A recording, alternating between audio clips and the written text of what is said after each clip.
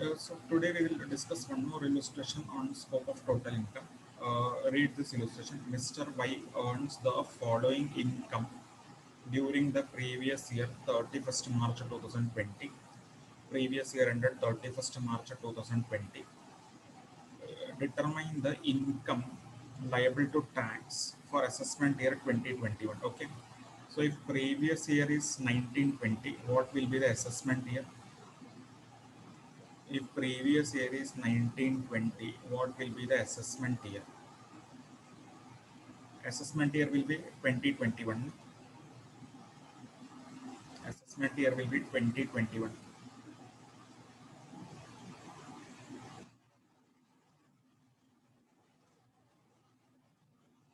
Assessment year will be 2021. Yeah, correct. So we have to find the income of Mr. Y.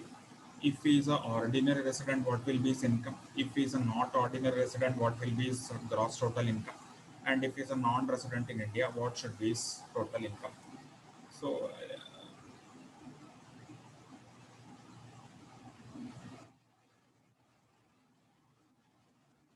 So all the details are given in this question. See, list of income is given in this question. 9 list of income is given. So based on this, we will have to find out the total income of Mr. Y. If Mr. Y is an ordinary resident, what will be his total income? If he is a non-resident, what should be his total income? And if he is a non-resident, what will be his total income? Okay.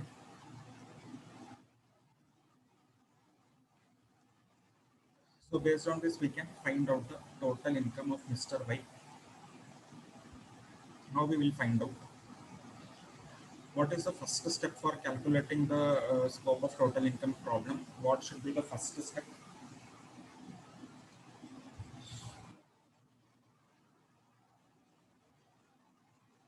So what will be the, how we will start the illustration on scope of total income?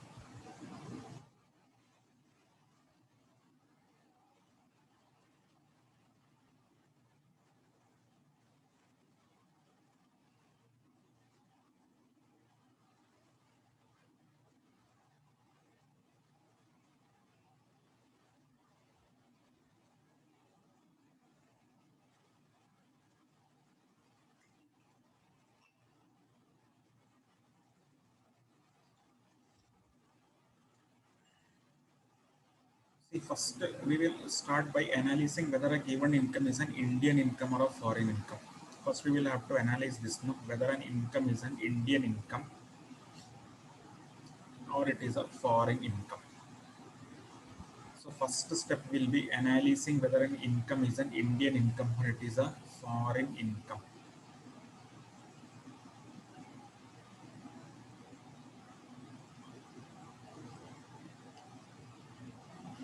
Okay, so what is an Indian income?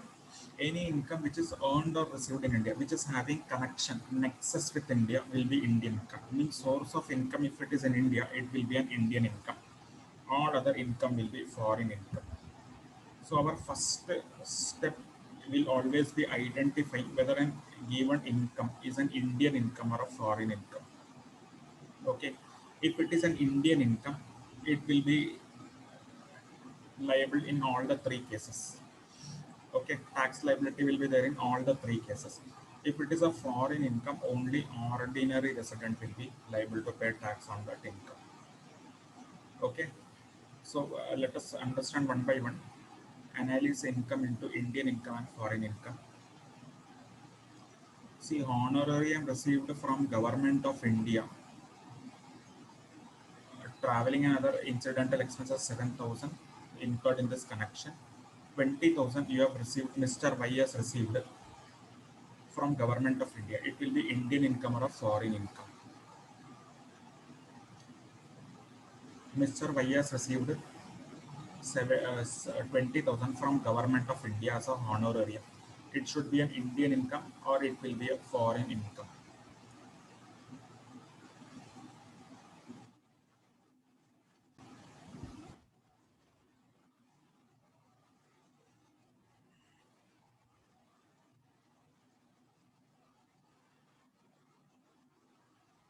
Okay.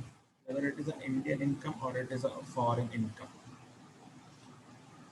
So See, honorarium is received from whom? Government of India. So obviously it will be Indian income only because it is having a connection with India. No? Government of India, if you are receiving any income, it will be obviously Indian income only.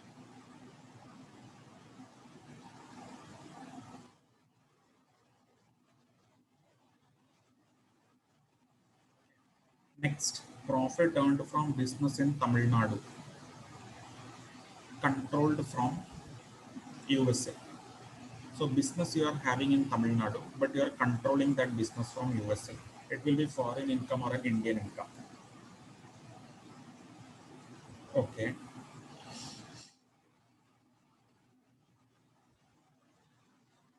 Okay, see, where you are having the business, you are having the business in Tamil Nadu. First thing you have to see where you are having the business. Tamil Nadu, and where is Tamil Nadu in India? So it will be Indian income. Okay. Controlling is second thing. First you have to see where is the business. Okay, if business is in Tamil Nadu, it will be Indian income only. Okay. Next, profit earned from business in UK, controlled from Delhi. This is a special case which we'll discuss in the solution only. This is a special case. Business set up outside India but controlled from India. Okay. So this we will discuss later on. Next, see, profit earned from business in USA, controlled from UK, and amount deposited in a bank there, Indian income or foreign income.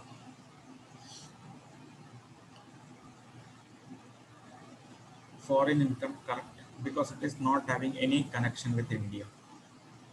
Where you are established the business in USA, you are establishing the business, you are controlling that business from UK, and you are depositing the amount there only. Okay, so this will be a foreign income, not having any connection with India. Not having any connection with India. Okay.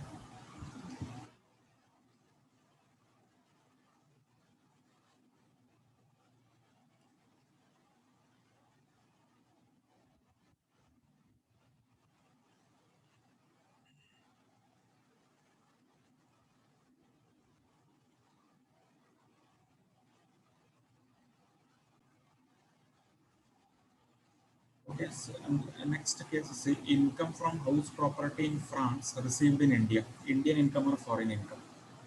You are having a house in France. From that you are receiving a rental income, and you are receiving that income in India. It will be Indian income or foreign income. Very good. It is an Indian income because receipt of income is in India. Because receipt of income is in India, no? So it will be an Indian income. Okay, if either earning or receipt is in India, it will always be an Indian income. Okay. Next, see past untaxed foreign income brought into India during year 25,000. Past untaxed profit is not taxable income, not an income. This we have already seen. So past untaxed profit is not an income. So it will not be taxable in any case. Dividend from German company credited in France, foreign income, Indian income. Dividend receiving from a German company and an amount is credited in France only. Indian income or foreign income.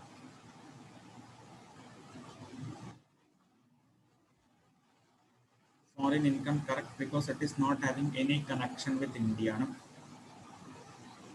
Because a company is a German company and amount dividend is also credited there only in France. So it is a foreign income. Agricultural income from Burma not remitted to India. Indian or foreign.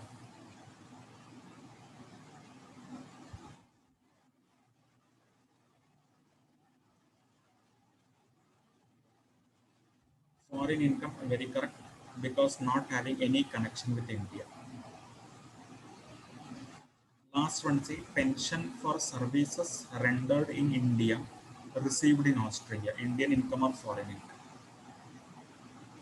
Last case, pension you are receiving for services rendered in India, received in Australia, 30,000, Indian income or foreign income? Indian income. Why? Because it is having a connection with India. No? Because you are rendered the service where in India, so you will be earning pension in India. Although you are receiving the pension in Australia, you have earned the pension in India. No? For what you are getting pension? For rendering services in India. So you are earning, right to receive is in India. Although you are receiving in Australia, it is a secondary thing. First, where you are earning the income, you are earning the income in India, so it will be an Indian income. You should see whether there is any connection with India. See, earning is first thing, receipt is second thing only. Okay, if you are earning in India, it will be Indian income.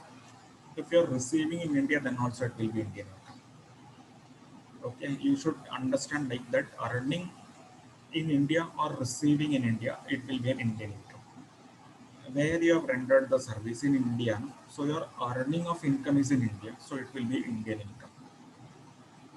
Whether it is received in Australia or not, that is a secondary thing.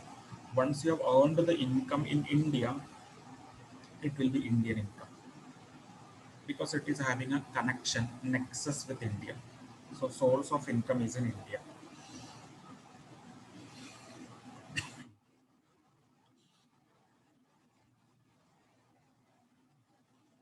Now we have classified the income into Indian income. Now next step is easy.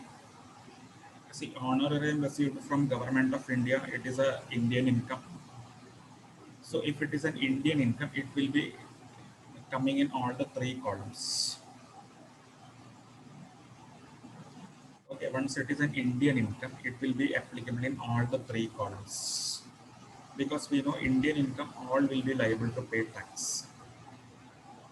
Okay, profit from business in Tamil Nadu. Setting up a business in Tamil Nadu is an Indian income. All the three will be payable, paying tax on this income.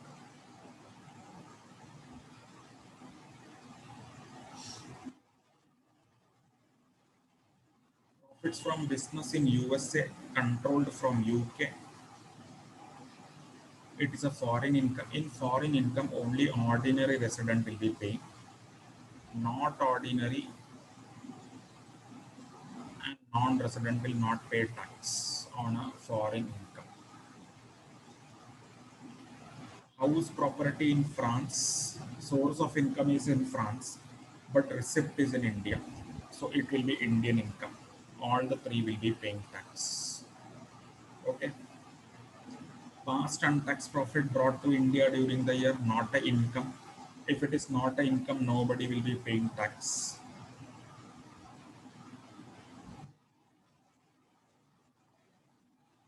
Dividend from foreign company credited in France. Foreign income. Only ordinary resident. Ordinary and non-resident will not pay tax on a foreign income.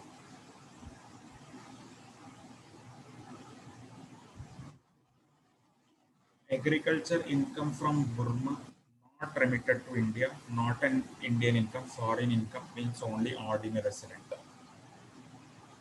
Pension for service rendered in India, source of income is in India, received in Australia, so it will be Indian income because source of income is in India. So Indian income means all the three will be paying tax.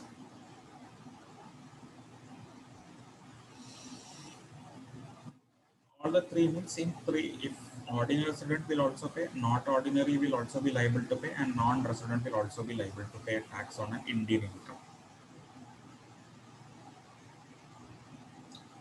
Now one special case is left out. This one. If you will see, this is a special case.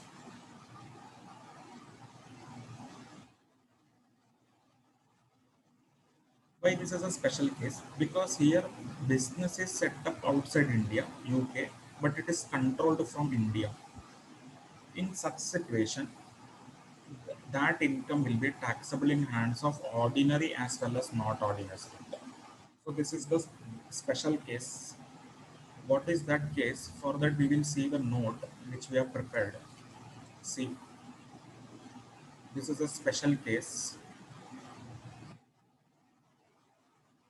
In this case, this was there in the last illustration also. See, business is set up outside India, but it is controlled from India.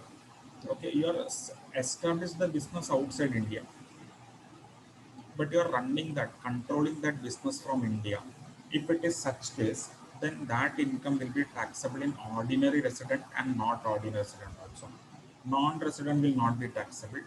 Only ordinary resident and not ordinary resident will be taxable in such case. Okay, which case this is a special case which you have to remember. If business is set up outside India, okay, but it is controlled from India, then ordinary as well as not ordinary will be liable to pay tax on that income. Okay, so this is a special case. That's why if you will see this case, point number 3, business is set up in UK outside India and controlled from Delhi, India. So ordinary as well as not ordinary will be liable to pay tax. Okay, so this is a special case which you have to remember.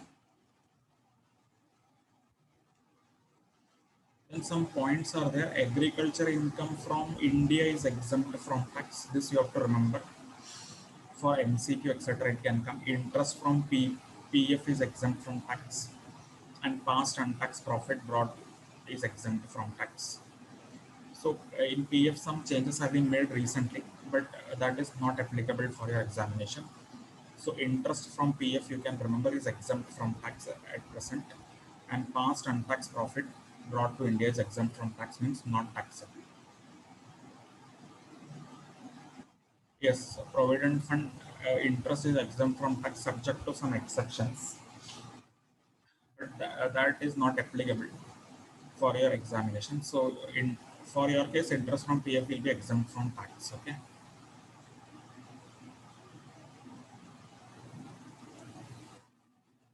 So this is how you have to solve the illustration on scope of total income.